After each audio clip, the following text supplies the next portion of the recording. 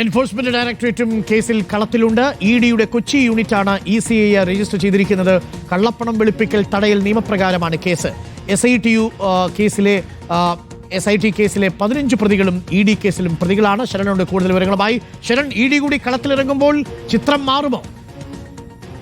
അരുൺകുമാർ, SITയുടെ പക്കലുള്ള മുഴുവൻ രേഖകളും എൻഫോഴ്സ്മെന്റ് ഡയറക്ടറേറ്റിന് ലഭിച്ചിരുന്നു. അത് പരിശോധിച്ചുകൊണ്ട് ഡയറക്ടറേറ്റിന്റെ അനുമതി വാങ്ങിയാണ് ECIR രജിസ്റ്റർ ചെയ്തിരിക്കുന്നത്. നിലവിൽ SITയുടെ കേസിൽ 15 പ്രതികളാണുള്ളത്. ഈ 15 പേരും EDയുടെ കേസിലും പ്രതികളാണെന്നുള്ളത് പ്രധാനപ്പെട്ടതാണ്.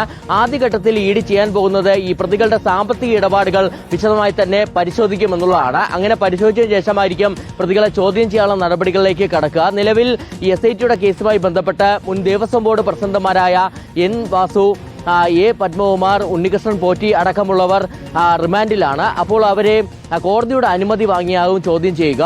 നേരത്തെ ശബരിമലയിൽ നിന്ന് മോഷ്ടിച്ച സ്വർണം കേരളത്തിന് പുറത്തേക്ക് എത്തിച്ച് വിറ്റ് സാമ്പത്തിക ഇടപാടുകൾ നടന്നിരുന്നു. അപ്പോൾ അതിന്റെ മറവിലെ കള്ളപ്പണം വെളുപ്പിക്കലാണ് ED പ്രധാനമായും അന്വേഷിക്കുന്നത്. ഒപ്പം തന്നെ ഈ സ്വർണം വിറ്റതിലൂടെ ആർക്കൊക്കെ നേട്ടമുണ്ടായിട്ടുണ്ടെന്ന് കണ്ടെത്താനുള്ള അന്വേഷണവും EDയുടെ ഭാഗത്തുനിന്നുണ്ടാകും. ഒപ്പം മറ്റൊരു പ്രധാനപ്പെട്ട ആക്ഷേപം ഉയർന്നിരുന്നത് ഈ സ്വർണ്ണക്കൊള്ളയ്ക്ക് പിന്നിൽ ഒരു അന്താരാഷ്ട്ര റാക്കറ്റ് പ്രവർത്തിക്കുന്നതാണ്.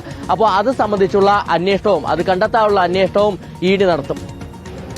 Thank you. ശരണാണ് വിവരങ്ങൾ നൽകിയത്.